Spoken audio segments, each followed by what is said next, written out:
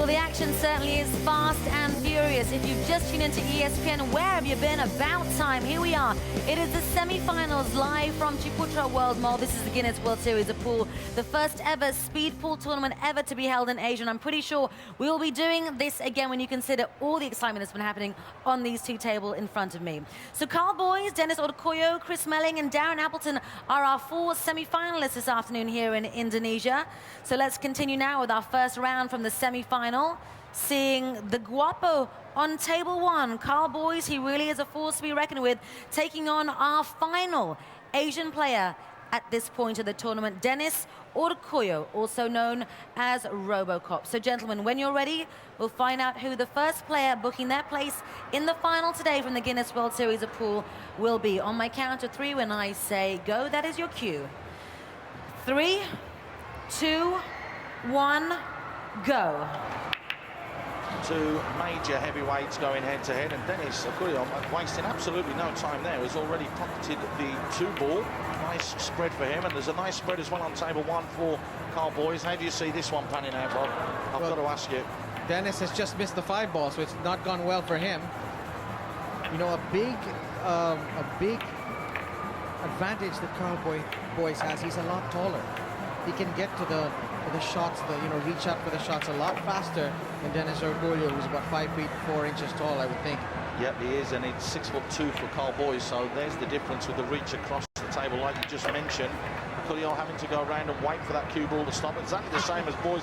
They're almost doing things simultaneously. Boys down the rail, Orcullo on the 10, Boys on the 10. This is going to be pretty close. It could just be the 10 seconds that separates these two guys. It is actually 12. 51 for Boyce and a 103 for Orcullo. Well, is it going to be an all-British final? If Karl Boyce can sweep away the challenge of Dennis Orcullo here, that's exactly what we're going to have. It's a good start for him. Is British pool really developing and coming on that fast? You have to ask this question because it was never the Brits that were up playing decent standards and decent levels of pools before. What has happened in Great Britain is that there are hundreds, maybe even thousands, of snooker players, English 8-ball players, who perhaps, they can't quite crack the main tour in snooker. They can't quite make a living in English 8-ball. They're coming over to what they call American pool. It started with Darryl Peach, who won the world 9-ball in 2007. Then Karl Boys won an 8-ball championship. Darren Appleton won a 10-ball.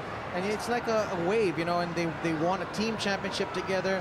Chris Melling here, he's a world beater, won the China Open last year. Jason Shaw, the Scottish lad, is coming up. There's so many of them who are coming out of the woodwork. And when you're switching from snooker to English 8-ball, you have to learn some of the nuances, the differences in the equipment, but the mentality, the fundamentals are already there. 2 soft breaks and 2 good spreads, it has to be said. All the balls at the top end of the table from both players. It is Dennis Orcullo that gets down first and pockets a couple. He's down to 3. That's the second ball potted by Karl Boyce, who is sprinting round as well. Dennis Orcullo takes the 3 into the bottom corner, cheated the pocket to stop the cue ball a little bit quicker. Goes up the rail with a 4 and has missed. That's a big miss again from Dennis Orcullo. Boyce knows it. He heard the crowd. There was a little groan. He's had a quick look up there at the shot clock, so he knows what is going on. He'll take the 5 and then just pop out for the 10. Dennis Orcullo will have to work this cue ball back into position. It's exactly what he's done to try and leave him with a stop shot on the 10. He's overrun it a little bit, but a 47 seconds from Boyce means he's gone back-to-back very good outings. And again, another 103 with 1 foul from Orcullo means that the lead is in favour of Karl Boyce. 28 seconds advantage for the Brit over the Filipino. It's a specialty skill, this, playing speed pool. If you've just joined us, the modified 10-ball rules, you break and then you don't need to make a ball on the break, and you can make the 1 and the 9 ball in any order you wish, but you have to make the 10 ball last, and it is timed. And in a 5-rack match, the player with the cumulative faster time wins. It's 10 seconds for a miss, 10-second penalty for a foul, 20-second penalty if it's a ball in hand situation. Very interesting as we go into rack 3. He was just looking over to the left-hand side and saw Appleton and Chris Melling just acknowledging each other. They're best of mates, all of them stick together, but at the moment they're keeping their distance from each other.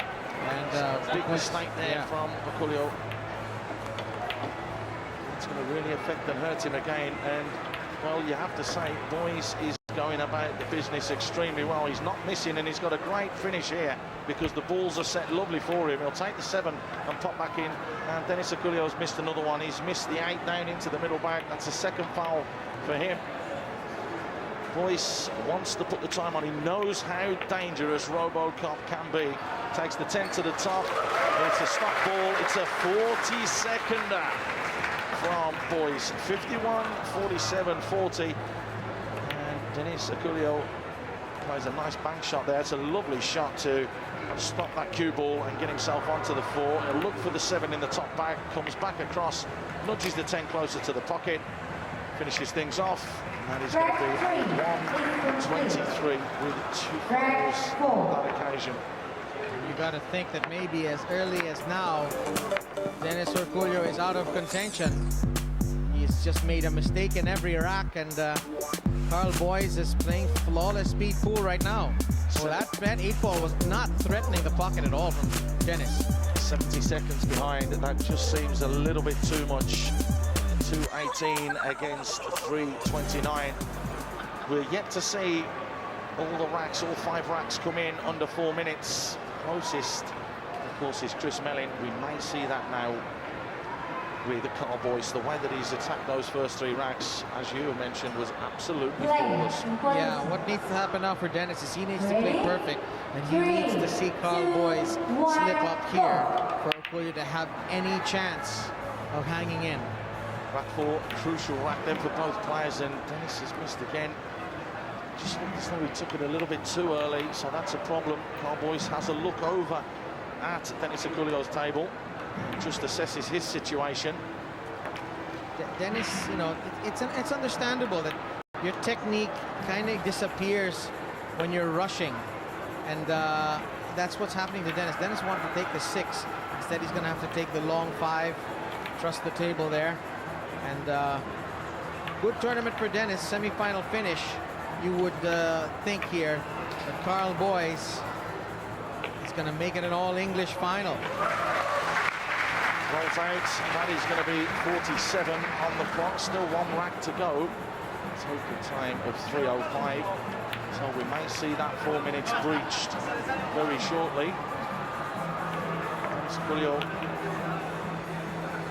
just now needs to sink the 10. It goes down. It's 15. It's with 1 error. And well, it's a minute and 30-odd seconds that separate these 2 players. 39, my calculations. So Karl Boyce can post the rack 110, 120. It's not going to worry him. He just needs to be methodical and make sure he pots his balls.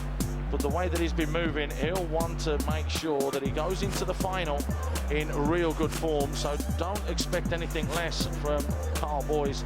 He'll be out there to put another good time and try and breach that 4-minute barrier. The lowest 5-rack score now has been 4:06. That's by Chris Melling, and it would be great if you had like a low round mark here, or a low rack mark. Yeah, you know, like the maximum high break in the World Snooker Championship, something like that. I'm sure that is something that will be added to editions of this competition, because I think you're right. We haven't seen the last of this, and speed pool is not going away. The British lads have been saying that all their friends back in the UK and people that are going to the pool halls that they go to are watching this, and everybody loves this format. Boyce is going to get there. Boyce is going to get our first sub 4-minuter unless he trips up here. Dennis has just missed again, so that's going to be it for him. Boyce wants to go in. He's going to get there. What a performance from Karl Boyce. A sub 4-minuter. 3:41 at the moment. He needs that cue ball to stop. It's going to start. minutes, 3:46, 47, 48, 49. It stopped at 3:49 with a 44 seconds to boot. That is the fastest time we have had throughout the whole of this competition, and he becomes only the third player throughout the whole of the 40 playing staff to complete a full set of 5 racks without conceding a foul. Very, very well done. Very quick. In fact, you could say his floor was the first rack, which was 51 seconds. The other 4 were under 50 seconds, and Karl advances straight through to the final. He was the #1 seed, and he's still the man to beat. Dennis Orcullo tried his hardest, but the pace and the speed from Karl was just too much. A great match coming up next. Chris Mellin, Darren Appleton, live on ESPN.